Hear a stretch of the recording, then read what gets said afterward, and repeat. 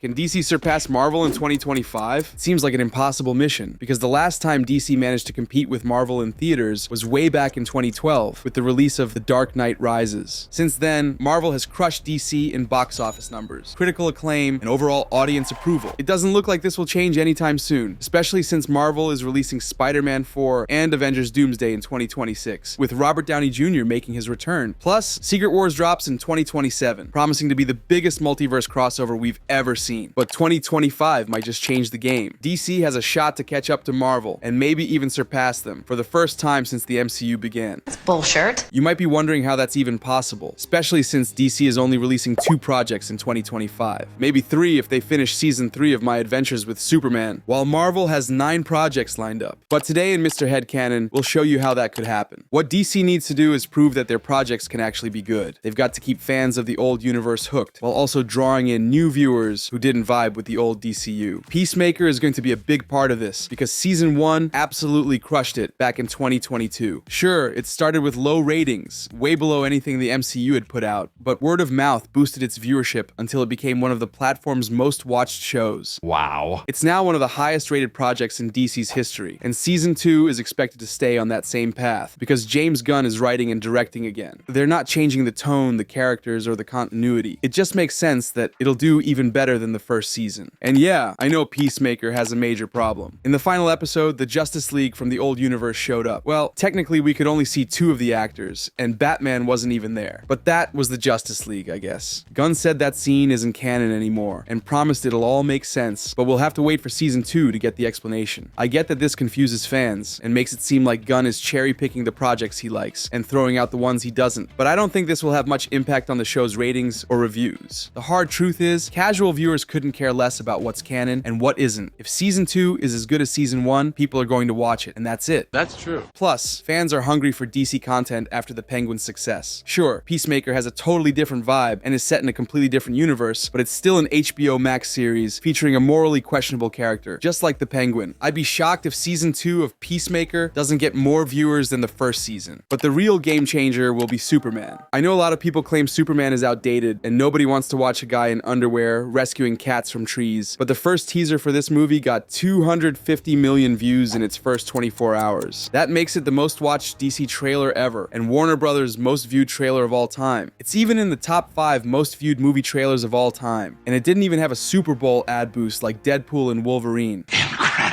It makes sense the trailer did so well, because we're at the perfect moment for Superman to return as a pop culture icon. This movie can do what Kingdom Come did for comics in the 90s. Back then, anti-heroes dominated the scene. Deadpool, Cable, and all those edgy Image Comics characters who didn't care about traditional hero values. Kingdom Come worked as a critique of all these characters. Writer Mark Waid reminded us why the Justice League is essential, and why their values remain timeless, no matter how dark the world becomes. Superman can pull off the same thing today. In a time when Deadpool, the boys, and the Penguin are grabbing everyone's attention, Superman can stand out by being the genuinely good guy who helps people without expecting anything in return. If you're still not convinced, just ask yourself this. When was the last time James Gunn made a bad superhero project? Guardians of the Galaxy is the best trilogy in the MCU. His version of the Suicide Squad was incredible. Peacemaker is one of the best things to come out of the old DCU. And Creature Commandos is great too. This guy loves superheroes, loves comics, and knows how to adapt them in a way that makes both fans and casual viewers happy. I'm confident he's going to crush it with Superman and make a whole new generation fall in love with the character. I hope so. And yeah, I know what you're already typing in the comments. It's going to be really hard for Superman to make $1 billion at the box office, especially since DC's recent track record is just terrible. Not even a Superman and Batman crossover hit $1 billion. But here's the thing, Superman doesn't need to make $1 billion.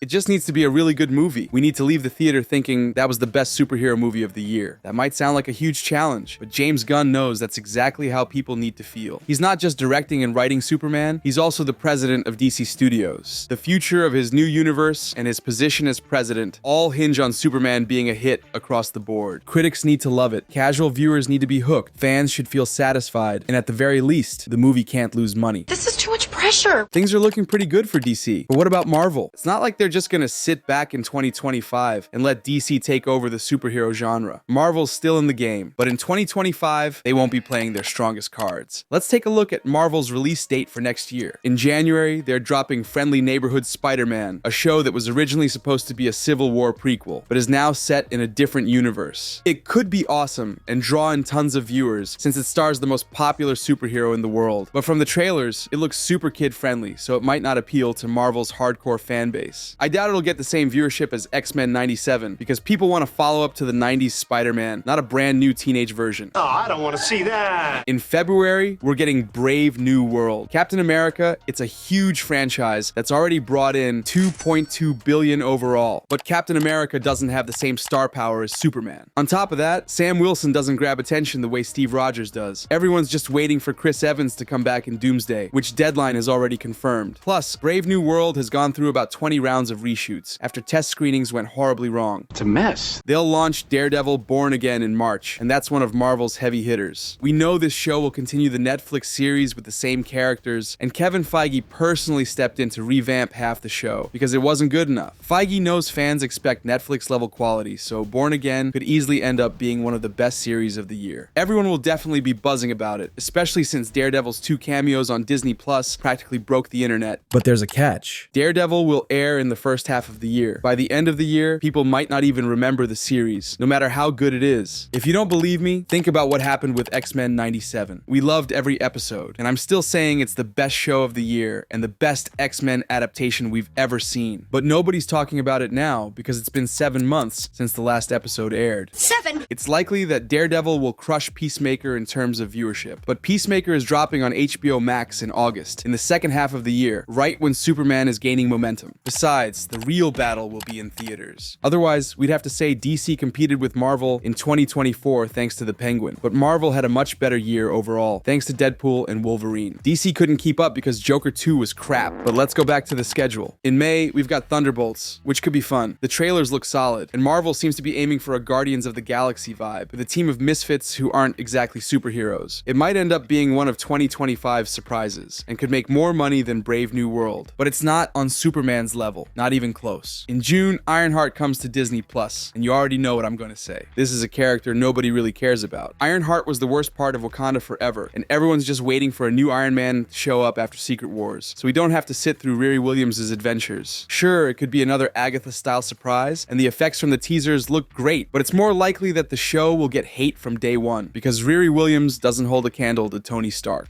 I'm betting nobody will watch it. In July, we get Fantastic Four First Steps, probably Marvel's strongest card for 2025. The cast looks fantastic. It's being directed by the guy who did WandaVision, and fans are dying to see a good adaptation of the Fantastic Four. It'll probably earn more than any of the group's previous movies. But will that be enough to compete with Superman? I'm thinking no. The Fantastic Four are a very well-known team. They're Marvel's first family, and they've got amazing stories in the comics. But most people don't know that. The first 2 Fox movies were fun, but nothing groundbreaking. The third one was a dumpster fire, and the group hasn't had much exposure outside comics in recent years. No animated series, no video games, and their only MCU appearances have been 2 quick cameos where the characters were brutally killed off. I think this movie could be really original and finally do the characters justice, especially with its retro-futuristic universe. Marvel Studios will put a strong push behind it since it's their first Fantastic Four project. But even if it's amazing, I think Superman has the upper hand. Superman is a way more popular character. His previous movies have made way more money, and since this movie is part of a universe that's almost starting from scratch, it'll be more appealing to casual audiences who don't feel like they need to watch 45 movies and 15 shows just to catch up. Oh, lazy. Eyes of Wakanda and Marvel Zombies are going to be experiments, and Wonder Man will feel like an extended version of the last episode of She-Hulk, starring a character the general audience doesn't know, and who doesn't really have any fans. Kevin Feige said they're doing something super original with it, but they always say that to promote new projects. I'd be shocked if the show blows up on Disney Plus and manages to compete with Peacemaker, especially since there's zero hype for it right now. So the story could change in 2025, and with all the hype the new DC universe can generate, Supergirl and Lanterns could also be massive hits. Even the Batman 2 might benefit, even though it's not part of the new DCU. If the DC brand gets resurrected in 2025, every DC project is likely to thrive. Yes! Yes! Yes! Yes! Or maybe I'm getting way ahead of myself. All of this could fall apart if Marvel drops a Robert Downey Jr. cameo in the Fantastic Four movie. It would make sense since the movie is set in another universe, so Robert could show up as a Doctor Doom variant from that universe. That would connect the movie to Doomsday. Fans would rush to theaters to see Robert's return, and Marvel would dominate social media conversations all the way through 2026. Nobody would even remember DC exists, and Superman's box office numbers could take a hit, because while Superman is a bigger character than Doctor Doom, Robert Downey Jr. is way more beloved than David Corenswet. It's no coincidence that the Doomsday announcement video with Robert taking off the mask is one of the most watched videos in Instagram history. They love me. If I were Kevin Feige, I'd have filmed that Robert cameo yesterday to guarantee Fantastic Four smashes at the box office, and to send a message to James Gunn for becoming DC's president. Marvel could knock DC back into second place again, because Robert Downey Jr. returning as Doctor Doom was a genius move. We explain why in this video over here. Have a terrific day.